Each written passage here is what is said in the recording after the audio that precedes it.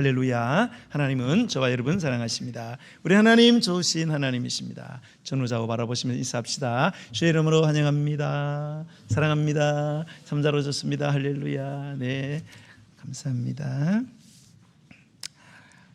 만약 여러분들이 결혼하신 분들, 안 하신 분들, 결혼하신 분들은 다시 과거로 돌아가서 내가 젊은 청년이 되어서 연인을 사귄다 이렇게 가정했을 때, 그러면 나와 내가 사귈 연인 어떤 조건을 가진 여인이면 좋겠는가 라는 질문을 여러분에게 던져봅니다. 네, 상상 속에 결혼하신 분들 다시 한번 결혼할 수 있는 기회가 주어졌다고 생각하고, 그러면 자, 일생을 같이 할 동반자, 반려자 어떤 조건의 사람이 있으면 좋을까? 영국 서완지 대학교에서 연구를 실시했어요. 세계 59개국 2,400여 명의 청년을 대상으로 조사했는데요, 연구진은 이 참여한 청년들에게 평생 함께할 배우자가 지녔으면 하는 부분, 영역, 이런 그게 무엇인지를 물었고요. 한정된 예산을 주고 그것을 구매할 수 있다고 가정한 후에 자신이 원하는 것에 그러면 얼마를 투자할 것인지를 결정하도록 했습니다. 젊은이들에게 8가지 항목을 줬어요. 8가지 항목을 주고 결혼의 조건으로 이제 돈을 당신이 받는다면 저거를 만약에 살 수 있다면 어느 항목에 가장 많은 돈을 투자할 거냐, 그래서 어떤 배우자를 선택할 거냐, 이거를 조사를 한 거죠. 그 8가지가 이겁니다. 첫 번째는 신체적인 매력, 두 번째는 재정적인 전망, 세 번째는 다양함, 네 번째는 유머, 다섯 번째는 순결, 여섯 번째는 종교, 일곱 번째는 자녀 계획, 여덟 번째는 창의성. 이렇게 8가지 항목을 주고 가장 우선시하는 게 뭐냐, 각 항목에 얼마를 투자할 거냐, 어느 항목에 가장 많이 주어진 예산을 투자할 거냐, 이렇게 했어요. 어떤 결론이 나왔을까요? 남자 여자를 딱 나누어서 그렇게 조사를 했습니다. 무엇이 1위를 차지했을까요? 먼저 2위부터 제가 발표를 하겠습니다. 2위는 남자 여자가 고른 항목이 달랐어요. 남자들은 무슨 항목에 가장 많은 돈을 투자했을 것 같아요? 자, 남자분들, 무슨 항목? 우리 김명은 집사님 무슨 항목을 다 까먹으셨나요? 다시 한번 읽어드릴게요. 신체적인 매력, 재정적인 전망, 다양함, 유머, 순결, 종교, 자녀 계획, 창의성. 남자들이 뭐를 골랐을 것 같아요? 두 번째로 많이 골란 거. 잘못 골랐다가 이혜미 집사님한테 또 잔소리 들을까 봐 대답 안 하신 것 같은데, 남자들은 여성의 신체 매력을 두 번째로 많이 골랐습니다. 여성은요, 남성의 재정적인 전망. 그래서 남자들은 여전히 예쁜 여자가 좋은가 봐요. 여자들은 경제적인 안정감, 남자는 돈이 좀 있어야지. 흥미로운 결과는 1위인데요, 남성과 여성이 다 똑같은 항목을 골랐어요. 뭐를 골랐을 것 같아요? 재정적인 매력, 재정적인 전망, 다양함, 유머, 순결, 종교, 자녀계획, 창의성. 뭐 같아요? 똑같이 남성과 여성이 가장 많은 재정을 투자한 것은 다정함이라는 항목이었어요. 그러니까 남녀 모두 인생의 동반자가 될 사람에게서 가장 원하는 바, 가장 기대하는 것은 바로 상대방의 다정함, 즉 성품이었다. 굉장히 고무적인 결과지요. 오늘은 우리가 베드로 후서를 읽었어요. 베드로가 쓴 편지, 두 번째 편지, 그런 뜻이죠. 이 베드로 후서는 사도 베드로가 순교하기 바로 직전에, 얼마 직전에 기록한 그런 편지입니다. 그 14절에 쭉 보시면은, 그 1장 14절에 보시면, 이는 우리 주 예수 그리스도께서 내게 지시하신 것 같이, 지시했다는 것은 보여주셨다, 그런 뜻이에요. 뭐를 보여주냐? 나도 나의 장막을 벗어날 것이 임박한 줄을 알미라. 예수님께서 나타나서 자기의 죽을 일에 대해서 보여주셨다는 거예요. 나도 그렇게 될 거다, 그렇게 생각하고 있다, 그런 뜻이 되겠습니다.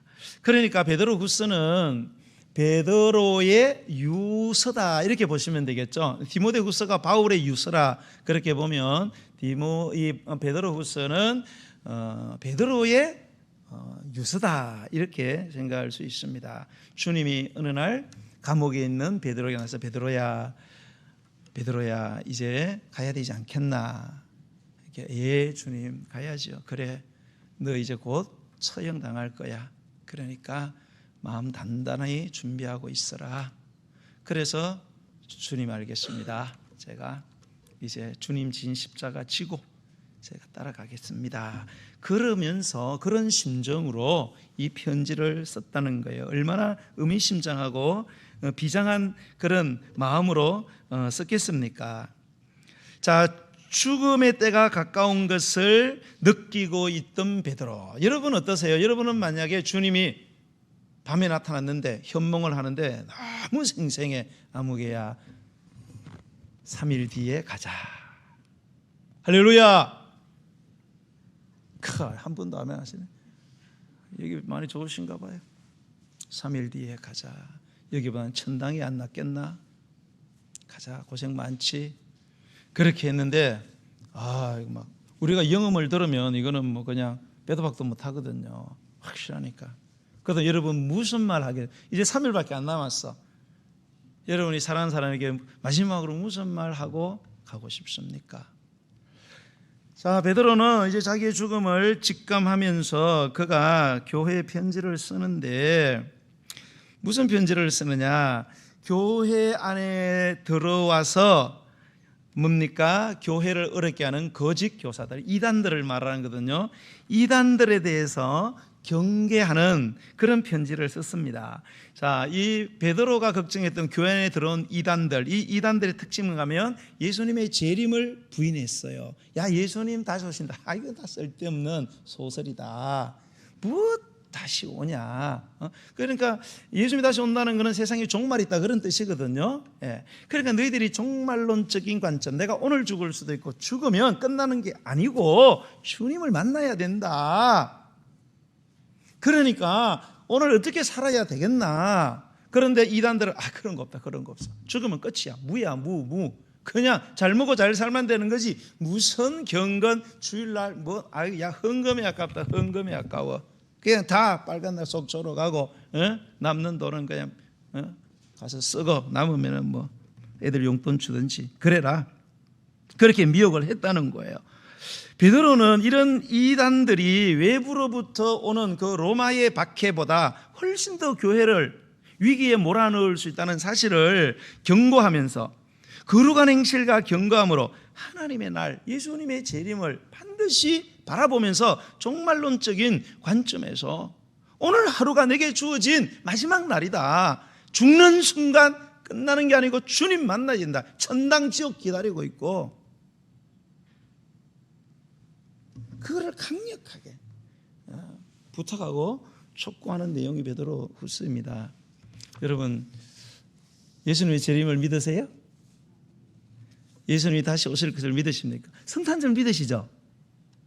2024년에 오신 예수님의 초림 성탄 믿으시죠?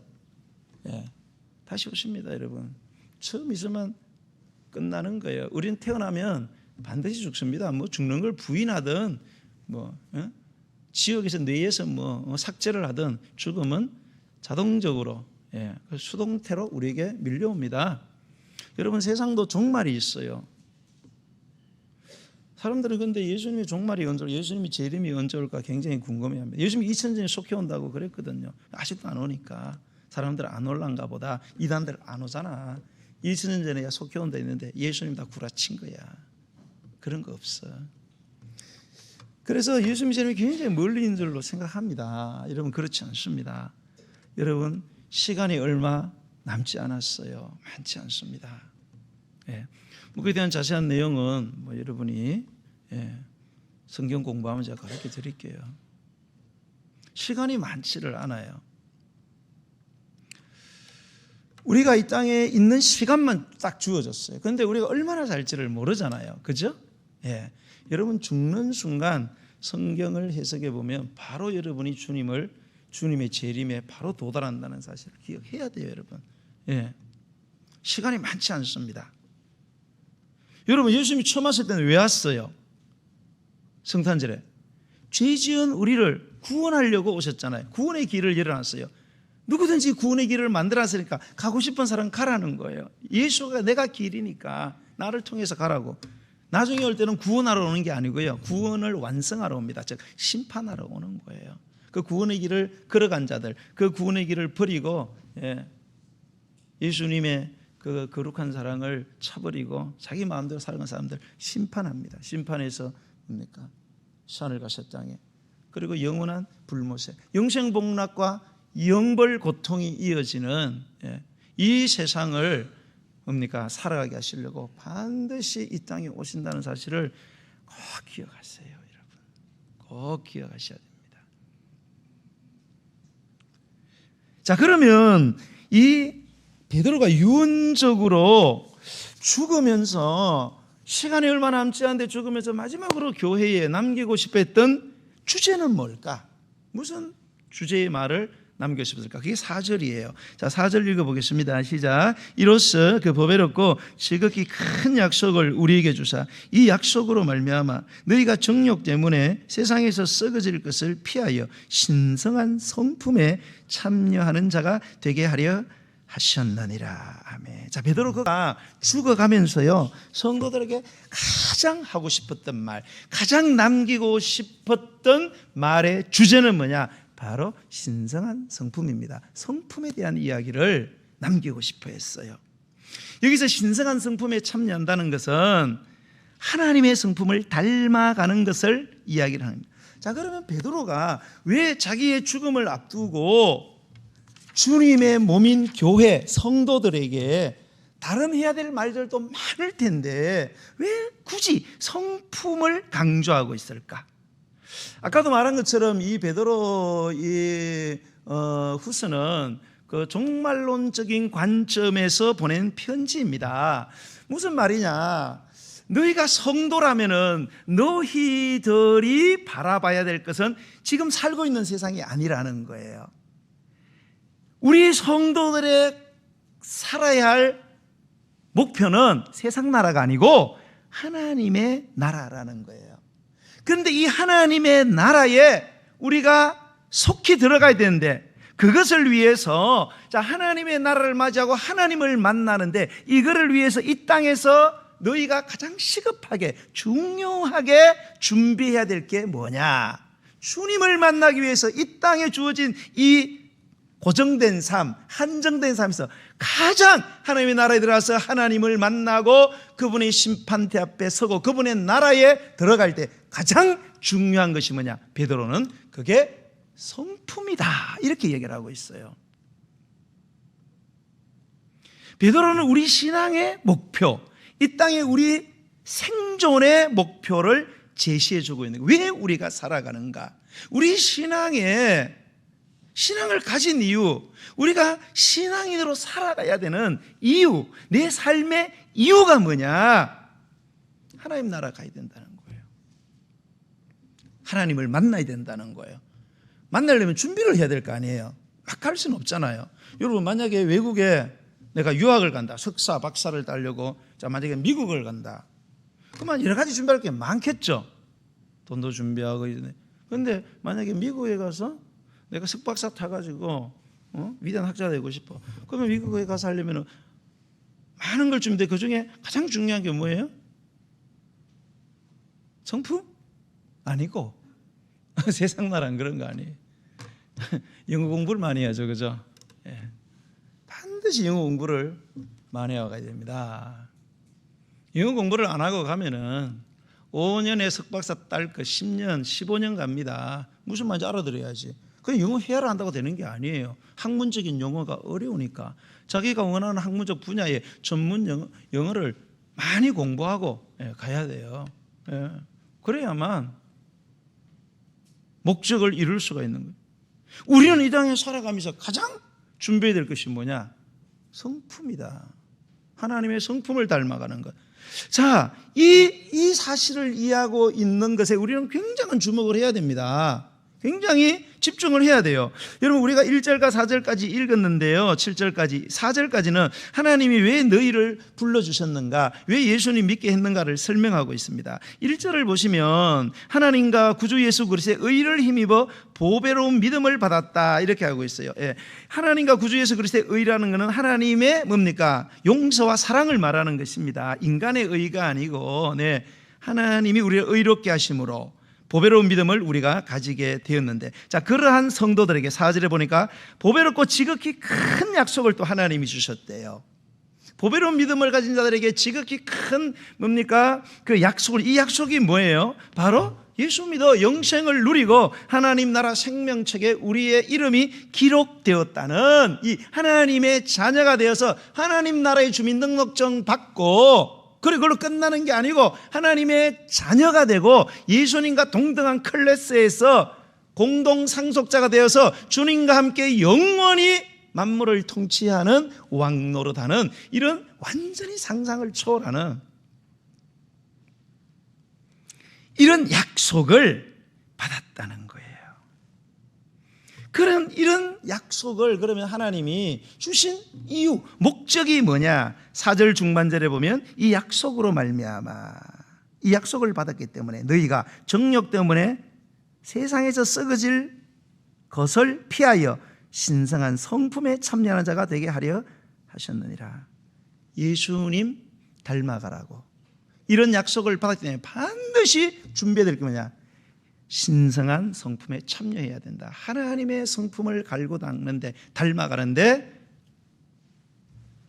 세상에 썩어질 뭐예요? 세상 성품, 옛 성품, 더러운 성품, 예, 그런 성품 버리고 이제는 예수님의 성품을 닮아가야 된다. 이게 시급하고 제일 중요하다, 그 이야기 하는 거예요. 여러분, 하나님께서요, 저와 여러분을 구원해서 하나님 백성 만들어주세요. 상상을 초월하는 그런 뭡니까? 축복을 우리에게 약속했어요. 그 목적이 뭡니까? 왜 그런 엄청난 약속을 했습니까? 야, 구원받아서 이제 나는 완전히 하늘나라, 이제는 나는 완전히 다 그냥 유산으로 상속받고 이제는 완전히, 예, 만사 다 이루었다. 그리고 이제 예수 믿었으니까 이제 예수 믿어서는 끝이다. 여기서 그냥 시큰 쉬다가 잘 먹고 잘 살고 그냥, 예, 그렇게 하다가 가면 안 되겠나? 그게 아니고요. 하나님의 성품에 참여하는 자, 하나님의 성품을 닮아가는 일에 반드시 너희들이 집중해야 된다고 말씀하고 있어요. 자, 그 닮아가야 될 성품들이 뭐냐? 그게 이제 5절과 7절에 나와 있어요. 5절에 7절 한번 읽어보겠습니다. 시작. 그러므로 너희가 더욱 힘써 너희 믿음의 덕을, 덕의 지식을, 지식의 절제를, 절제의 인내를, 인내의 경건을, 경건의 형제 우애를, 형제 우애의 사랑을 더하라. 자, 이런 성품들을 반드시 개발을 해야 된다는 거예요. 이렇게 준비되어서 하나님 만나야지, 예, 어중이 떠중이 만났다가는 나중에 큰 사고 난다는 거예요. 저는 여러분에게 정말로 말씀을 드리고 싶어요. 그게 뭔가 하면, 여러분 여기에서 막 우리가 막 대충대충 살다가 천당 들어가면 다 해결될 거라고 생각하시는데 정말로 안 그랬으면 좋겠어요. 여러분 성경은 그렇게 말하고 있지 않습니다. 그렇게 무슨 뭐 성경이 무슨 마법의 세계에 들어가 이런 게 아니에요. 예. 하나님께서는 다 뭡니까? 네, 모든 것을 순리대로 하십니다. 여러분 여기서 막 개판 쳤어요. 개판치다 갑자기 죽었어요. 막 교회 다니면서도 막 할 짓 못할 짓 다 하고 막 그냥, 예, 천당을 들어갔어요. 천당 가면 불편하지 않겠어요, 여러분? 이런 불편해집니다. 여러분, 뭐 우리 있는 부정적인 감정이 천국에서 다 사라질 까 생각하시면 안 돼요. 뭐 우리가 뭐 죽으면 우리 영혼이 천당을 가잖아요. 예, 처음에는, 그죠? 예, 가서 뭐 영혼 뭐 거기 가서 무슨 뭐 저주나 뭐 이런 건 있는 건 아니지만 여러분, 예, 불편할 수 있다고 저는 확신합니다. 여러분 그렇게 해가지고 예수님이 재림하실 때 우리가 부활하잖아요. 몸이 부활해서 신령한 몸이 되어서, 그래서 새하늘 가셨다는 여러분 우리 지금 디디고 다니는 이 현실이에요. 예, 이런 현실입니다. 공상의 세계가 아니에요. 불못도 뜨거운 불로 표현되어 있지만은, 예, 딛고 다니는 세상이에요. 왜? 몸을 가지고 있잖아요. 그런데 여러분 뭐 영혼만 천국 가 있을 때야 뭐 조금 덜 불편할 수도 있겠죠. 여러분 몸을 가지고 새하늘과 새 땅에 이 성질 그대로 갖고 들어가면은 많이 힘들지 않겠어요? 그래서 하나님이 그냥 안 보내십니다. 반드시 불구덩이에 집어넣어가지고 새롭게 만들어줘요. 예, 예? 헌 쇠들 불에 집어넣으면 쇠가 돼 나오지요. 그래 7년 대환란이 오는 겁니다, 여러분. 7년 대환란이 와요. 환란의 때가 온다는 거예요. 환란을 통해서 완전히 성품을 바꿔버립니다. 엄청난. 그러니까 이 땅에서 여러분이 죽기 전에 주님을 위해서 성품 훈련 많이 하시는 분은 그냥 환란 면제받고 7년 대환란 때 공중휴가 되는 거고, 안 그러면 밑에서 성품 좀 닦고 가셔야 됩니다. 그래야 생활세상 가서 편하게 주신 권세 은혜 갖고 하는 거예요, 여러분. 나는 여러분이 이 현실과 하나님의 나라를 전부 다 몽땅 다 안 잘랐으면 좋겠어요. 예. 잘리는 것도 있죠. 뭐 결혼하는 거 이런 건 잘립니다. 예. 뭐 병은 거기는 없어요. 그러나 이게 쭉 연속되는 것들은 많습니다, 여러분.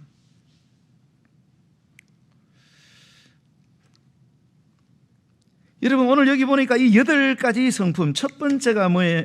자, 이 첫 번째 다루기 전에 그 5절에 보면 뭐라고 되어 있어요? 그러므로 너희가 더욱 힘써 너희 믿음에 뭐 덕을 이거를 더하라. 그죠? 예, 이런 성품들을 너희들이 구비해야 되는데 더욱 힘을 써야 된다. 더욱 힘을 쓴다는 이 헬라어 원어의 뜻은 뭔가 할 수 있는 대로 모든 시도를 다 해봐야 된다, 이런 뜻입니다. 올인해라, 그런 뜻이에요.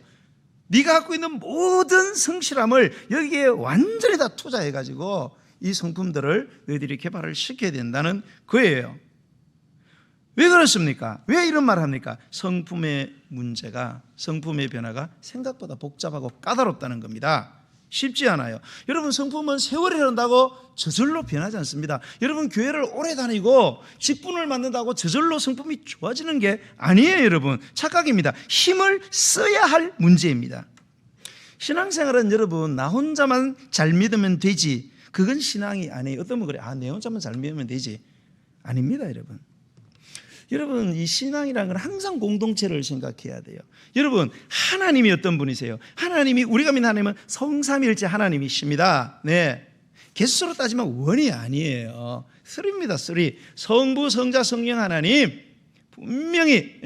그러나 본질이 동일하기 때문에 이걸 세 분이라고 말하기 힘든 것이지, 인격 자체는 세 개가 연합되어 있어요. 공동체입니다. 이 성삼위일체 하나님의 공동체를 이 땅에 고스란히 옮겨놓은 경우가 하면 교회였어요. 교회가 그렇게 되기를 원하셨어요.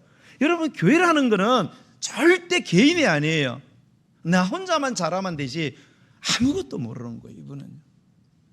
신앙생활은 나 혼자 잘하는 게 아니에요. 더불어 잘해야 되는 거예요. 여러분, 나 혼자 있을 때는 성품의 문제 신경 쓸 거 없어요. 왜요? 내가 무슨 객기를 부리든 욕을 하든 욕할 사람이 없잖아요. 그러나 누군가와 함께 있으면 반드시 성품의 문제가 터치가 되는 거죠. 그럴 때 피하면 안 된다, 그런 말입니다. 내가 저 사람 싫다고 좋아하는 사람, 나에게 잘해주는 사람과만 나는 지내고 신앙생활 하겠다, 이거는 아니라는 거예요. 이건 전혀 주님이 뜻하는 신앙생활이 전혀 아닙니다. 이 사람은 한 사람의 신앙으로서는 살아갈지를 몰라도 이 사람은 성품의 변화는 전혀 이루어지지 않습니다. 그 사람은 법 없이도 살 사람이라고. 아닙니다. 아킬레스건 건드리면은 다 본 모습 나옵니다. 여러분, 이 사람은 스스로 자기의 성품을 성장시키지 않겠다. 나는 더 이상 신앙에 성장을 하지 않겠다. 이게 뭐냐? 나 혼자 신앙생활은 잘하지. 그래서 가난한 교인들이 생겨서 막 교회 귀찮아. 자꾸만 내 성질 더 건드리고 그냥 내 혼자 잘 믿으면 되지. 그건 본인 생각이고. 그렇게 믿어서 모르겠어요, 어떻게 될지. 여러분, 이 성장하지 못하는 게 얼마나 비참하고 얼마나 무서운 일인지 아세요? 여러분, 우리 애들이 태어나면 너무 귀엽잖아요. 두 살 배기, 3살 배기 막. 우리 막 교회 여집사들 보면 막 자기 애들이 막 안 자랐으면 좋겠대요. 막 너무 이뻐가지고. 여러분, 그런 이쁜 질도 2-3살, 4-5살까지 해야지. 20살 먹은 놈이 여러분 그 짓을 하고 있으면 그게 이쁜 겁니까? 그게 이쁜 거예요? 그거는 심각한 겁니다. 심각한 거예요. 예? 20살 먹은 놈이 젖병 빨고 다닌다고 여러분 자녀 그렇다고 생각해 보세요. 여러분 잠이 와요 여러분? 예? 여러분 여러분의 자녀들이 지적으로 감정적으로 사회적으로 뭐 영적으로 여러 가지 문제에 장애가 생겼어요. 예? 잠이 와요?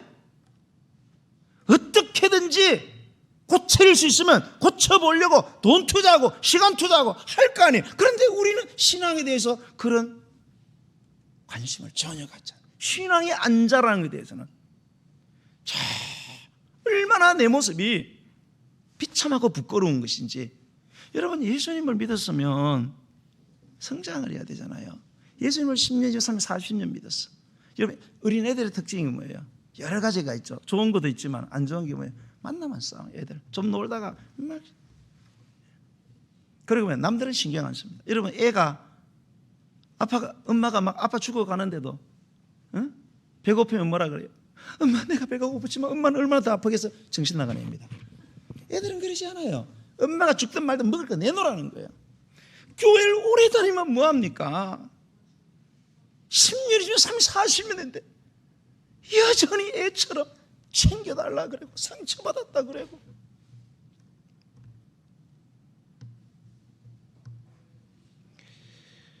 자, 우리가 하나씩 한번 살펴봤으면 좋겠어요. 첫 번째 믿음의 덕을 더하라고 그랬어요. 아무리 믿음이 있다고 자처하더라도 덕이 없으면 문제가 심각하다 그 말입니다. 덕이라는 게 뭐예요? 우리 뭐 보통 덕 그러면 덕 받다, 이거 도움 얻었다, 내가 저 사람 덕 받다, 뭐 그런 거죠. 은혜나 도움을 받았다. 근데 그런 뜻도 있지만 덕이라는 것은 우리 인간적이 도덕적으로 또 윤리적으로 그런 어떤 도덕 윤리 이상을 실현할 수 있는 그런 인격적인 능력, 그죠? 다른 사람들을 포용하고 이해하는 그런 인격적인 자질들, 그게 여기서 덕이거든요. 우리가 믿음을 가졌지만 그 믿음에 이런 덕을, 그러니까 대인배적인 그런 마음이죠. 좀 마음을 넓게 쓰고 남들이 불신자들이 봤을 때 이거 정말로 저분 교회 다니더니 아주 사람이 너그럽고 후하고 대인배가 됐다. 좀 손해도 볼 줄 알고, 그죠? 져줄 줄도 알고 내 입으로 다 할 수 있죠. 하고 싶은 말도 좀 덜하고 때로는 억울한 일도 좀 당하고 억울한 일 당하고 나중에 밝혀지면 반전 너무 멋있잖아요. 감동. 여러분 이렇게 어른하고 아들이 싸워요. 그러면 누가 참아야 돼요? 저 지하철에서 경로석인데 거기에 젊은 사람이 앉았어. 왔는데 연세 드신 분, 자기 잘하니까 막 싸움이 붙었어요. 누가 참아야 돼요? 어른이 참아야 됩니다. 안 그러면 두들겨 맞아요. 요즘은 여러분 이겨도 좋은 소리면 어떻습니다? 아버지하고 부모하고 자식 싸우면 누가 참아야 돼요? 부모가 참아야 돼요. 그죠? 부모가 자식을 이기려다가 자식한테 낭패당합니다. 잘못하면. 네가 뭔데 막 이래 나옵니다. 나중에. 우리 요셉이는 안 그랬어요. 제가 그랬어요. 우리 아버지 하도 나 두들겨 패길래 나 아주면 부모냐고 막.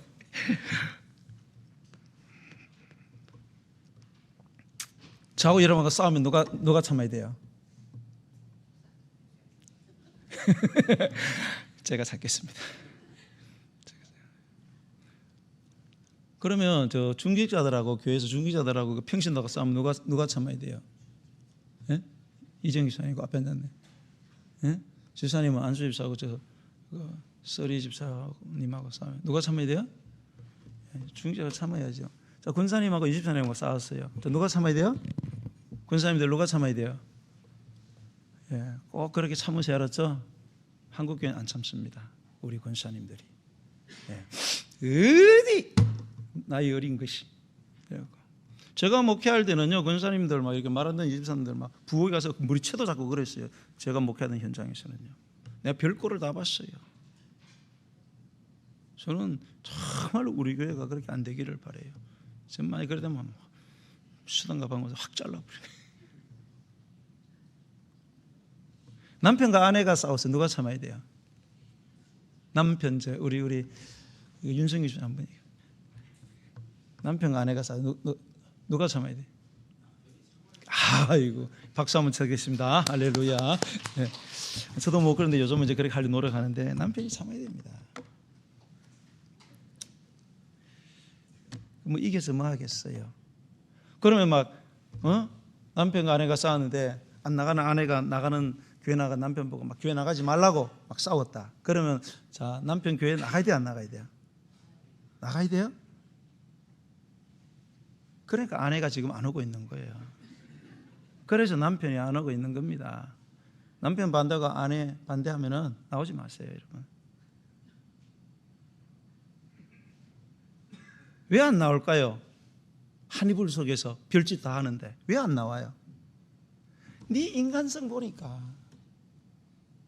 교회 나간 네 인간성 보니까, 하는 짓을 보니까 내가 갔다는 네 인생 망치겠다 싶어서 안 따라오는 거예요, 여러분. 아니에요, 여러분? 뭐 세상이 좋고 뭐 포기가 안 돼서 그런 줄 알아요? 아니에요, 여러분.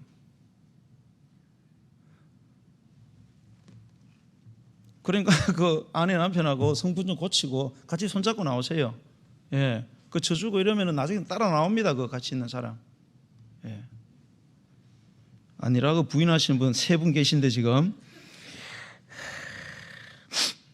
여러분, 믿음에 덕을 더해야 됩니다. 덕이 있는 그런 믿음의 사람 되시기 바랍니다. 두 번째는 덕의 지식을 더하라고 그랬어요. 이 말씀 여러분 깊이 묵상하셔야 돼요. 덕이 굉장히 중요하죠. 그러나 덕만 너무 강조하면 무질서해질 수 있어요. 덕에다가 분별이 있는 지식이 있어야 됩니다. 무슨 지식? 하나님을 아는 지식, 예수님을 아는 지식, 성각을 분별할 수 있는 그런 어떤 지식들, 이런 지식을 가지고 지식 있는 덕을 갖고 있어야 돼요. 예, 아무것도 없이 그냥 처음부터 허허 다 좋다 허허 다 그러시면 안 됩니다. 그러면 무질서해질 수 있어요. 그런데 이런 지식을 어디서 얻을 수 있느냐? 성경을 통해서만 얻을 수가 있습니다. 이 덕에 가미되어지는 진정한 덕을 만드는 지식은 성경을 읽어야만 알 수 있어요. 그래야 그 지식을 통해서 하나님의 뜻을 알고 하나님 뜻에 합당한 올바른 덕을 베풀어서 하나님 영광되게 한다는 거예요.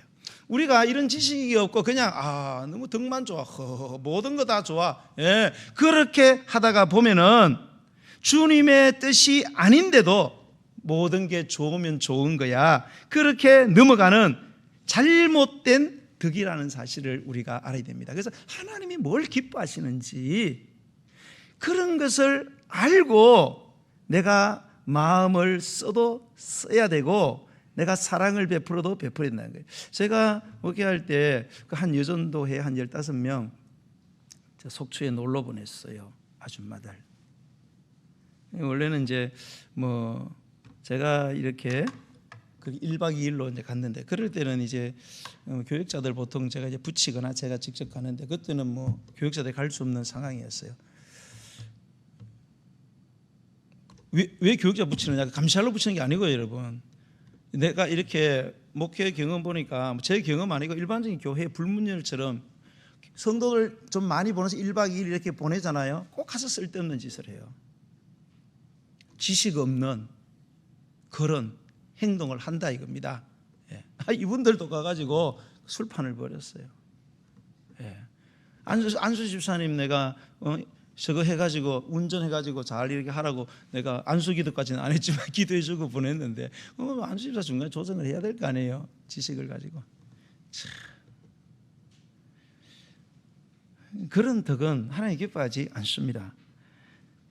자, 그 다음에 지식에 절제를 더하라 그랬어요. 절제.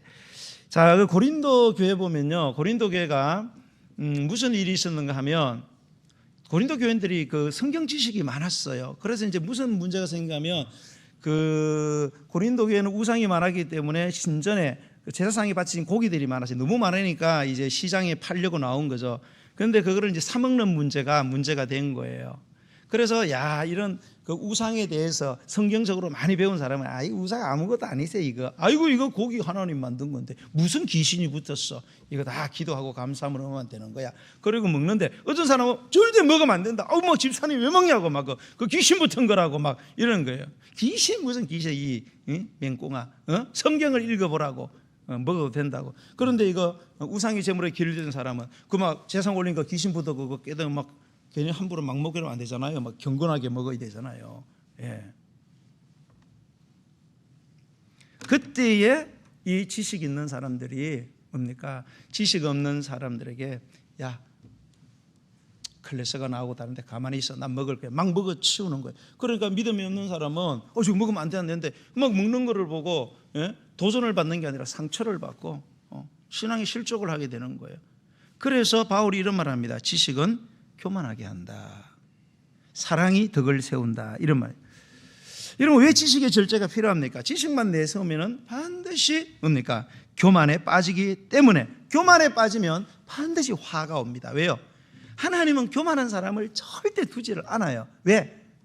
교만하면은 하나님이 손 안 대면 더 큰 화를 당하기 때문에 교만한 사람은 하나님이 꼭 손을 댑니다. 여러분 아무리 좋은 차라도요 브레이크가 없다고 생각해 보세요. 아무리 좋은 차라도 브레이크가 없으면은 반드시 큰 사고 납니다. 브레이크가 신창거나 없다 사고가 나요. 신앙의 브레이크가 뭐예요? 절제할 줄 알아야 돼요.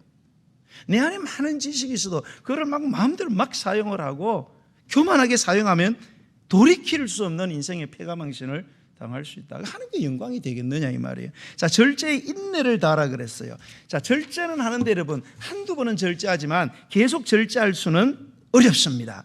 지속적으로 절제할 수 있는 내적인 힘을 갖고 있지 못하면 계속 다가오는 유혹에 넘어지게 되고요. 도전 앞에 낭패를 당할 수 있습니다. 그래서 끝까지 절제할 수 있는 성품 뭡니까? 인내가 필요하다는 거예요. 인내가 온전한 절제를 이룬다는 거예요. 그래서 여러분 내가 한두 번 이렇게 뭐 절제하는 거 이런 건 절제가 아니에요. 처음부터 끝까지 계속 있어. 예. 옆에서 우리 남자들은 아내가 아무리 잔소리해도 막 할렐루야 아름다운 음악이 틀어지는구나 계속 참고. 우리 남자들도 우리 여자들도 보면 남편들이 하는 게 좀 많이 어리석지요. 하는 게 보면 영 마음에 안 들지요. 좀 참아요. 자꾸 당신 왜 그러냐고. 우리 남자들 기분 무척 나쁩니다.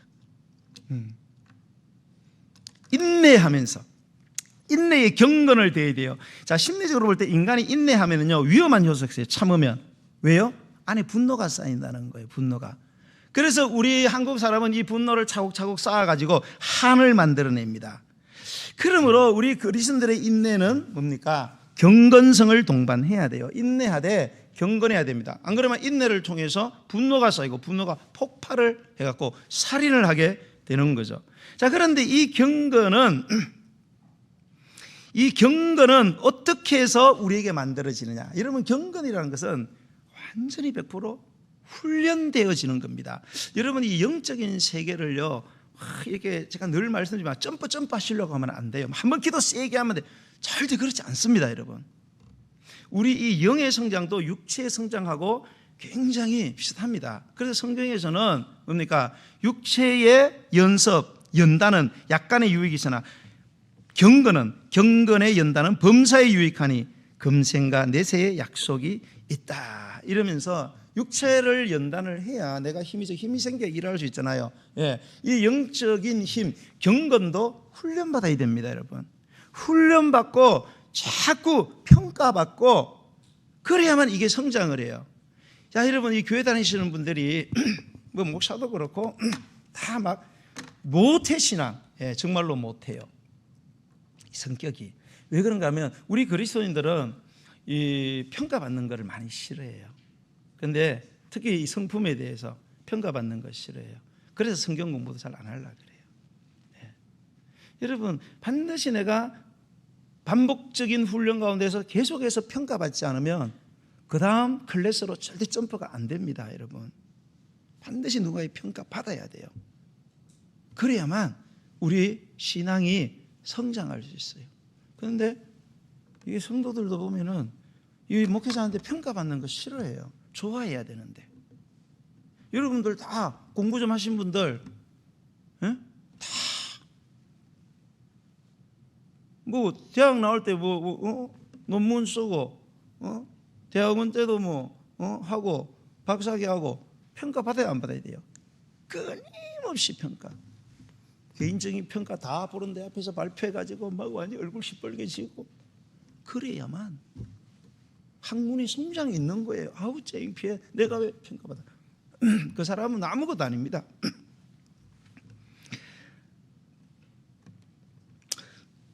우리 성도들은 그래서 이 경건을 위해서 계속해서 말씀으로 훈련받아야 됩니다. 자, 경건의 형제 우애를 더하라 그랬어요.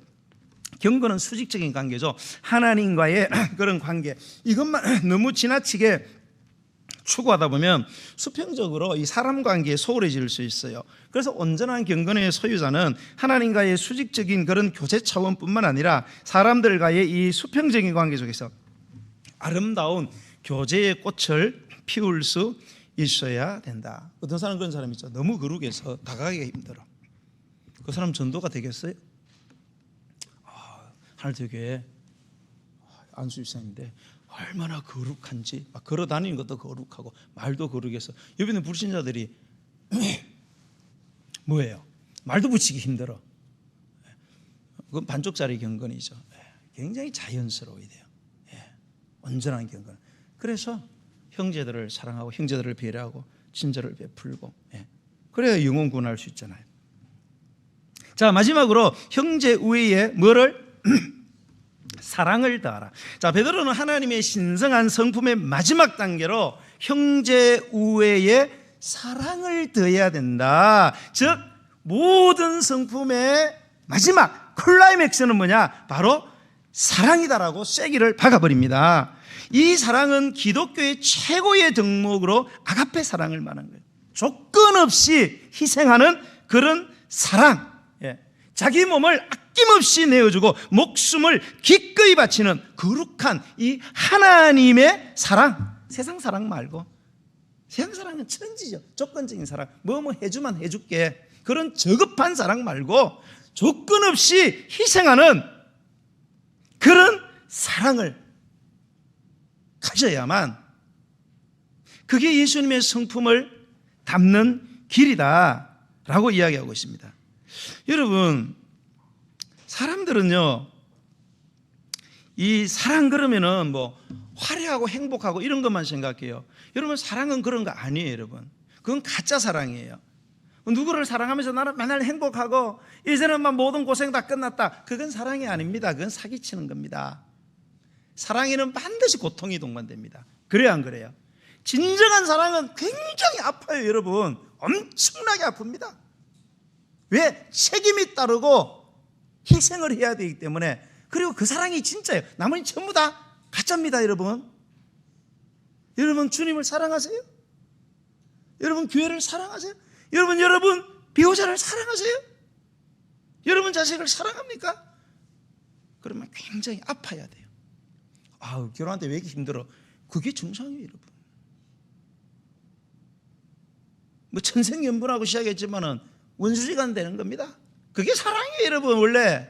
근데 사탄은 그거 사랑 아니다. 사기다. 그래가지고 다 사기에 지금 걸리던 거 아니에요, 우리가.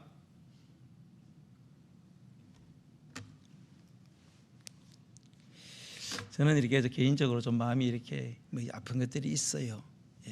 이렇게 우리 교회 이렇게 오셔가지고 이제 등록도 하시고 이렇게 신앙생활 하시다가 갑자기 막 사라지시는 분들이 있어요. 인사 좀 하고 가지 내가 밥 사드릴 수 있는데,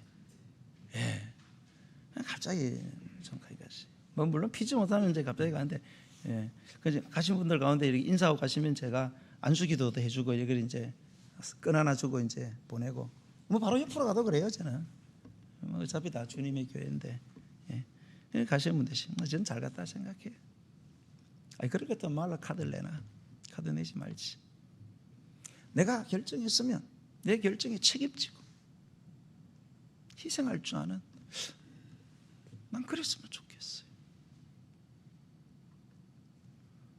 여러분도 뭐 혹시 어디 가서 이제 교회 이렇게 하시면 꼭 잘 하세요. 잘 사랑으로. 여러분, 사랑이라는 말이 홍수를 이루고 있어요. 그런데 진정한 사랑의 사람들이 목말라는 그런 말 있잖아요. 홍수가 일어나면 물은 많지만 먹을 물은 없다, 이런 말이 있잖아요. 그죠? 막 사랑 온통 다 사랑이야 요즘. 그런데 진정한 사랑이 없어요. 너무 갈급해요. 왜요? 사랑이라고 말은 하지만 희생과 책임이 없는 사랑을 하고 있기 때문에 목말라 하는 거예요. 그거는 사랑이 아니지요. 사랑하는 성도 여러분, 우리 그리스도인들이 닮아가야 될 최고의 성품, 하이라이트는 바로 아가페 사랑입니다. 세상 사랑 그런 거 말고. 그래서 바울이 믿음, 소망, 사랑 다 중요해, 다 있는. 그러나 제1은 사랑이다. 이거는 뭐 등급을 나누는 게 아니에요. 본질이 믿음 안에도 소망 안에도 다 사랑이 들어있어야 된다. 사랑으로 역사하는 믿음이라 그러잖아요. 소망도 사랑해서 소망을 해야지. 계산하고 소망하고 그런 건 다 사랑이 아닙니다. 고린도전서 13장에도 바울이 그랬잖아요. 내가 막 천사방언하고 막 믿음이 산을 옮기고 병 고치고 내 목숨을 불사르는데 보니까 사랑하는 마음으로 한 게 아니에요. 그거는 다 nothing이에요. 여러분, 너무너무 슬픈 일 아니에요? 저 사람이 나를 위해서 막 죽어주는데 보니까 사랑해서 하는 게 아니야. 여러분, 마음 너무 아픈 일 아니에요, 여러분? 난 그럼 못 살 것 같아. 사랑해서 죽어줘야지. 죽어줘도 왜 죽어주는지 모르겠네. 사랑하는 성도 여러분, 아까 우리 그런 얘기했잖아요. 그 배우자 어떤 조건이 있으면 좋겠느냐 선택할 때. 그러면 여러분이 만약에 어디 가서 교회를 정할 때, 이 교회가 어떤 조건이 있으면은 내가 다닐 교회로 선택을 하겠느냐, 이렇게 한번 그 적용 질문을 해본다면 여러분 어떠세요? 여러분이 교회를 정할 때, 나 이 교회에 내가 평생 있어야지 하고 정할 때 뭘 보고 정하세요, 여러분은? 목사가 설교 잘하나? 교회가 조직적이야. 찬양이 너무 막 일사불란하게. 유초동부 우리 애들 몇 기도 되겠어. 여러분이 교회를 선택하는 가장 중요한 기준이 뭡니까, 여러분?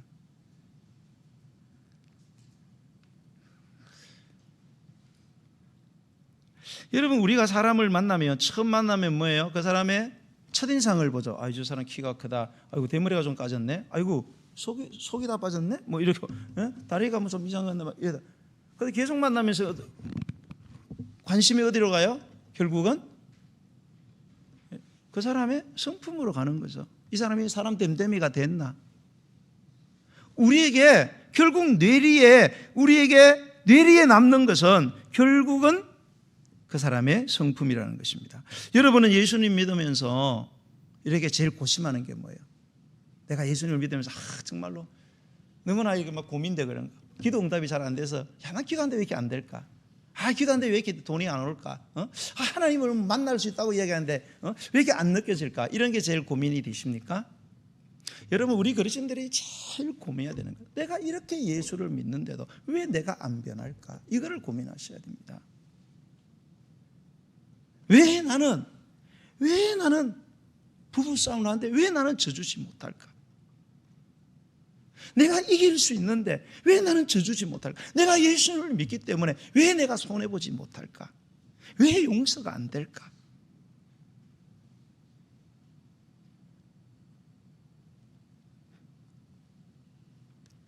라는 고민이 있어야 되지 않겠습니까? 오늘까지 교회는 세상 안에서 수많은 일을 했습니다. 여러분, 사실 많은 종교단체 교회만큼 많은 일을 한 데가 없어요. 천주교나 이런 데는 이렇게 다 이렇게 군대식으로 통합돼 있어서 하면은 막 트는데, 교회는 다 개교주의이기 때문에 일은 많이 하는데 드러나지 않아요. 근데 사실 교회는 어마어마한 일을 합니다. 세계적으로 국가적으로 제일 많은 돈을 들이고 봉사하는 종교단체는 기독교입니다. 그런데도 사람들은 그거를 전혀 모르지 않습니다. 그런데도 교회가 냉대를 받아요. 왜 그럴까요?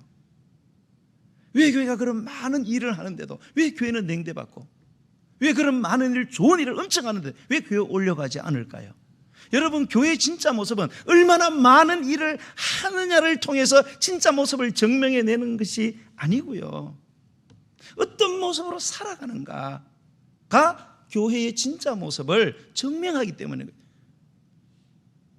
그 모습이 뭡니까? 예수님의 형상, 예수님의 모습, 예수님의 성품의 클라이맥스, 얼마나 조건 없는 사랑으로 서로 사랑하고 사랑의 행위, 책임지는 사랑을 하느냐, 거기에 달렸다는 것을 이야기해 주고 있습니다. 사랑하는 성도 여러분, 저는 우리 하늘터 교회가 여러 가지 너무 많이 부족하지요. 저는 우리 교회가요, 전 개인적으로 막 조직적으로 팍팍 움직일 이런 거는 저는 별로 원하지 않습니다. 제 목회 방향이 아니에요. 막 교회마다 목자 달라가지고 어떤 분들 막 탁탁탁 막 눈만 딱 하면 막 집사람 일어나고 막 지갑 갖고 막 이렇게 막, 저는 그런 거 안 해요. 저는 그냥 좀 자연스럽게 우리가 하나님의 사랑을 깊이 알고 그 하나님의 사랑을 깊이 알아서 그냥 사랑으로 자연스럽게 우리 몸이 자연스럽게 그렇게 기능하듯이 그런 교회가 되었으면 하는 것이 저는 바람이고요, 주님도 그거를 바란다고 저는 믿습니다. 이런 교회를 위해서 여러분 기도해 주시고 함께 노력하는 저와 여러분 되시기를 주의 이름으로 간절히 축원드립니다. 우리 찬양 드리면서 준비하신 예물을 하나님께 드리겠습니다. 세상 사랑 없어 냉랭함을 아느냐, 곳곳마다 사랑 없어 탄식 소리 뿐일세, 악을 선케 만들고 모든 소망 이루는 사랑 얻기 위하여 저들 오래 참았네. 사랑 없는 까닭에, 사랑 없는 까닭에, 사랑 얻기 위하여 저들 오래 참았네. 곳곳마다 범미 남은 사랑 없는 영고요, 스근하게 손을 펴고 사랑받기 원하네. 어떤 이는 고통과 근심 걱정 많으네. 사랑 없는 까닭에 저들 실망하도다. 사랑 없는 까닭에, 사랑 없는 까닭에, 사랑 없는 까닭에 저들 실망하도다. 어떤 사람 의상 앞에 복을 빌고 있으며, 어떤 사람 자연 앞에 사랑 요구하도다. 먼저 믿는 사람들 예수 사랑 가지고 나타내지 않으면 저들 실망하겠네. 사랑 없는 까닭에, 사랑 없는 까닭에, 사랑 없는 까닭에 저들 실망하겠네. 개갈증에 있는 영혼 사랑받기 원하며, 아이들도 소리질러 사랑받기 원하네. 저들 소리 들을 때 가서 도와줍시다. 만민 중에 나가서 예수 사랑 전하세. 예수 사랑 전하세. 예수 사랑 전하세. 만민 중에 나가서 예수 사랑 전하세. 우리 함께 기도하기 원합니다. 주님, 우리 마음에 주님의 마음 주시옵소서. 주님의 마음의 마지막 하이라이터, 클라이맥스, 조건 없는 사랑, 책임지고 희생하는 사랑을 주시옵소서. 하나님, 우리가 주님의 그런 사랑을 받았지만 우리는 그 사랑을 흘러보내지 못하고 우리 안에 있는 더러운 성품들을 흘러보냈습니다. 조건을 정하고 계산하고 그렇게 사랑을 하면서 살아왔습니다. 주님, 우리의 모습이 주님의 모습이 되기 원하고 우리의 성품이 옛 성품을 벗어버리고 신성한 하나님의 성품으로 변화되어지기를 원하는 우리의 간절한 기도에 오늘 응답해 주셔서 내 안에 그리스도의 성품이 눈부시게 빛날 수 있도록 성령님 우리에게 말씀의 능력으로 우리를 회복시켜 달라고 주 이름 부르고 기도하겠습니다. 주여, 할렐루야. 우리를 사랑하셨습니다. 죽음을 두려워하지 않고 죽음을 마다하지 않고 우리를 사랑하셨습니다.